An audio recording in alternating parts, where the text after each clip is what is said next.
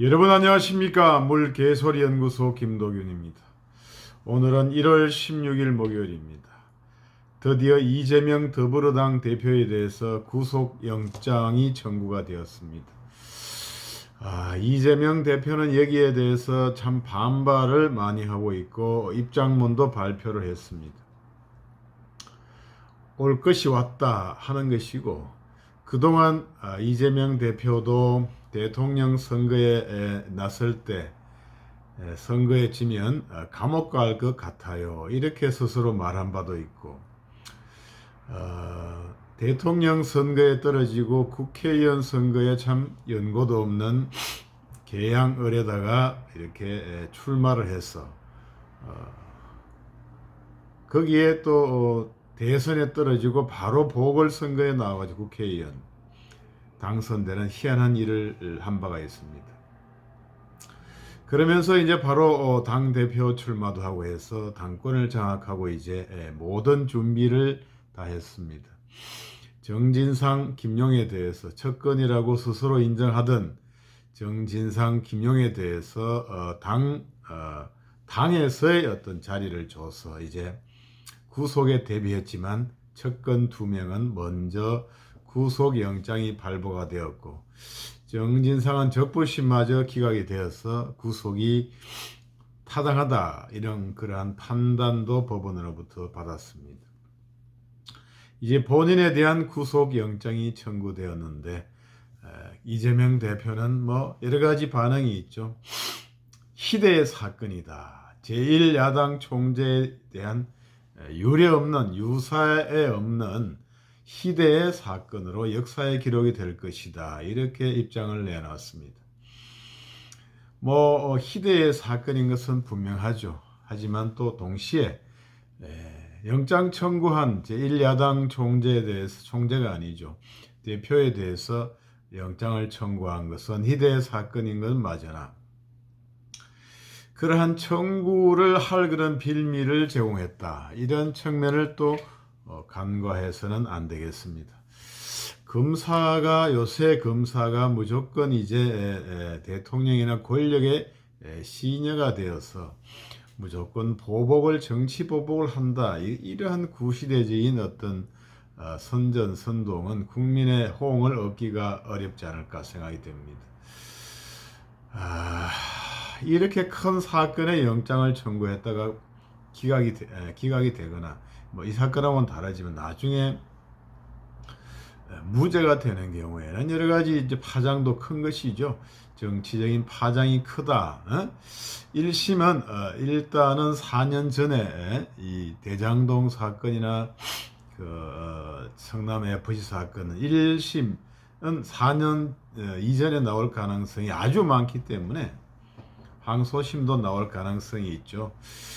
그렇기 때문에 그것에 대해서 무죄가 될 사안을 영장을 청구한다. 정적 제거를 위해서 영장을 청구하는데, 그것도 검사가 거기에 협조를 해서 부하 내동을 해서 영장을 청구한다는 것은 지금 시대에는 맞지 않는 그러한 개념이고 이해다, 이렇게 말씀드릴 수가 있겠습니다. 그래서 사적 보복이라든가 정치 탄압이라 이런 것은 참 만날 하는 얘기지만 전혀 맞지 않는 그러한 얘기가 되겠습니다. 사적 보복할 이유가 뭐가 있겠습니까?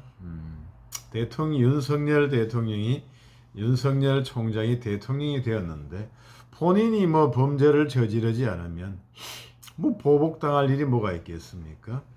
지금 양산에 문재인도 현재까지는 잘 있지요. 앞으로 어떻게 될지는 모르지만 검찰총장 출신이기 때문에 어떤 일을 하면 어떤 결과가 생긴다, 어떤 벌을 받을 수가 있다, 이런 것은 누구보다도 잘 알고 있는 것이다. 그래서 정적 장차 다음 대선 주자를 제거한다, 미리 제거할 필요가 뭐가 있을까요? 벌벌벌 떨 일이 없다, 이거 아니겠습니까? 김건희 여사에 대한 어떤 그러한 혹시 이 다음 정권에서 또 수사를 더 할 수도 있다. 더 할 수도 있겠지만 이미 여러 번 몇 년 동안 털어가지고 무죄가 나온 것이고 이번에도 특별하게 판결 나왔지만 특별히 꼬투리를 잡을 만한 것이 뚜렷한 것이 없다. 솔직히 지난 정권에서 하려고 했으면 어떤 수를 쓰서라도 하지 않았겠습니까? 윤석열 총장도 결국에는 쫓겨나가다시피 했는데 할 것이 별로 없었다 이렇게 볼 수밖에 없는 것이고 한마디로 정적을 제거할 이유가 없다. 뭐 윤석열 대통령으로서는 한동훈의 정적인지는 모르겠습니다. 그런 얘기를 하는 게 아니겠죠. 윤석열 대통령의 정적이었다 이렇게 주장하는 것이겠지만 윤석열 대통령으로서는 굳이 뭐 정적을 제거할 그러한 이유가 없다. 자기만 정치를 똑바로 잘하면 된다. 이런 것이기 때문에 그러한 반응, 이재명 대표의 반응은 자기 지지자들이나 한테들이나 어필이 되는 거지 반대파라든가 일반 국민에게는 아무 어필이 안 되는 그러한 얘기라 아니할 수가 없습니다. 그리고 무엇보다도 백미 참 웃기는 이 반응 중에 백미가 뭐냐 참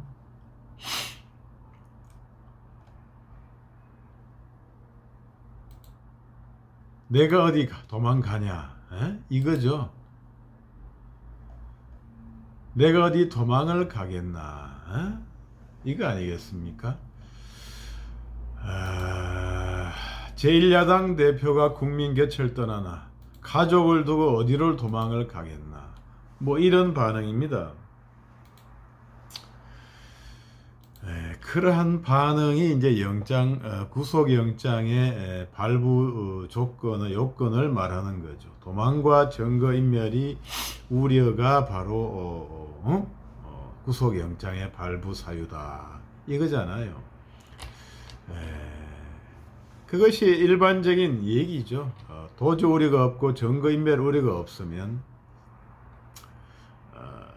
구속영장은 발부 안 하는 것이 일반 원칙인데 뭐 도주 우려는 없다고 이렇게 볼 수가 있겠습니다. 뭐 얼굴 뻔히 아는 입장에 어디 공항이나 배를 타고 도주한다 이것은 있을 수가 없고 자존심이라든가 위치상으로 도주라는 것은 자기 자신의 죄를 인정하는 것이나 마찬가지고 결국은 증거인멸 우려는 여러 가지 이제 최근에 자기 뭐 누굽니까 몇선 의원 통해서 회유인지 격려인지 그러한 특별 면회도 하고 증거인멸 우려는 상당하다 이렇게 보는 것이 일반적인 시각이죠. 여러 가지 뭐 영향력을 행사해서 그리고 이런 것들을 해서 이제 증거인멸 우려는 있다. 본인 스스로가 이제 검찰에 나와서 제대로 답변을 하지 않고 진술서만 내고 사실상의 묵비권을 행사했다고 지금 보도가 나오기 때문에 증거인멸 우려는 있다고 보는 것이 타당하죠. 그리고 사안의 중대성 그것은 이제 이 죄가 인정이 되면 제3자 뇌물만 하더라도 징역 10년 이상의 중형에 처해지게 되고 집행유예가 원천 불가능하게 되는 것입니다. 그리고 특가법의 이런 배임 혐의 4,595억 배임 혐의는 특가법에 적용이 되는데 이것도 역시 마찬가지로 집행유예가 불가하는 형이다 이렇게 되는 것이고 어느 쪽으로 보나 죄가 인정이 되면 중형 10년 이상의 중형에 처해지기 때문에 사안이 중대하다는 이원석 총장의 검찰총장의 발언은 타당하다. 사안이 중대하고 증거인멸 우려가 있기 때문에 원칙론적으로는 구속영장을 발부하는 것이 타당하다. 이렇게 보는 것이 정도겠죠. 뭐 범죄가 성립 여부에 대해서 다툼이 있으면 좀 영장이 기각될 수가 있겠지만 성남FC라든가 배임 부분에 대해서 다툼의 여지가 별로 없었지 않았을까 저는 이렇게 생각합니다. 왜 두 차례에 걸친 검찰 소환 조사에서 자신이 답변을 잘 안 했을까? 답변을 꼬박꼬박 왜 안 하게 되었을까? 이런 것을 한번 생각해 볼 수가 있겠습니다. 그 검사의 신문에 꼬박꼬박 답을 하다 보면은 결국에는 어떤 사실을 인정하지 않을 수가 없고, 그러한 사실을 인정해 하게 되면 뭐 결제라든가 결제 과정을 통해서 이것을 알게 되었냐 모르게 되었느냐라든가 언제 어디서 누굴 만났느냐든가 이런 것들을 하나씩 인정하다 보면 꼬리에 꼬리를 물고 쭉 질문이 이어지는데 결국에는 범죄 혐의 성립에 대해서 인정하지 않을 수 없는 그런 사정이 있을 수가 있지 않을까. 그렇게 해서 결국에는 답변을 할 수가 없고 본인 작성에 진술서로 가름할 수밖에 없다. 이것이 하나의 시간 끌기 작전임과 동시에 그 다음에 엮이지 않으려는 하나의 또 전략이기 때문에 결국에는 제대로 답변을 진술 증거인멸 우려는 있다고 보는 것이 타당하고 사안의 중대성이 아주 있다 이렇게 되는 거죠.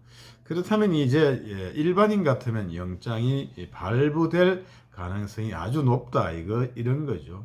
다만 이제 방탄조끼를 입고 있기 때문에 억지 무리해서 대선 나왔다가 곧 무리해가지고 국회의원 보궐선거에 나와서 방탄조끼를 끼어 입고 그 다음에 이제 표결에서 이기기 위해서 당 대표에까지 바로 이렇게 나갔는데 이러한 방탄조끼를 입고 이제 있는 것이 하나의 장애가 되겠죠. 과연 이 방탄복을 이번에 뚫을 수 있을 것인가 하는 것이 문제가 되겠는데 참 역학관계상 뚫을 수도 있고 못 뚫을 수도 있는 거죠. 뚫어질 가능성도 있다 이렇게 보고 있습니다. 다음 총선에서의 어떤 이해 덕실에 따라서 반란표가 나올 여지가 상당히 있다 이렇게 되는 거죠. 차도 살인지게라 하는데 검찰의 칼을 빌려서 반대파들이 대표를 몰아낼 수가 있다. 반대파들이 검찰의 칼을 빌려서 반대파들이 몰아낼 수 있다.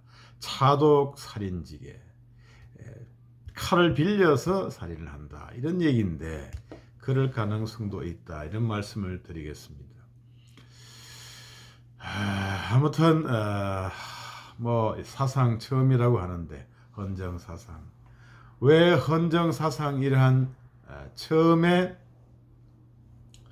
구속영장의 청구의 대상이 되었느냐 이런 것들을 한번 같이 생각해 보아야 되지 않을까 싶습니다. 이 정권의 검찰이 헌정사상 처음 나타나는 그러한 극악무도한 검찰인가 이렇게 한번 반문을 해볼 수가 있겠죠. 지금 야당 대표의 최측근 2명이 구속되어 있던 그러한 야당 총재가 있었던가 이런 것도 질문을 한번 해볼 수가 있겠습니다. 모든 것은 이제 하늘의 뜻이고 사필 규정이고 국민의 심판이 이제 남아있는 것이죠. 어찌됐건 이 사건은 이제 검찰의 손을 떠나 법원으로 넘어가고 어찌됐건 기소가 될 것이고 수년 내 판결이 나오는 것이거든요.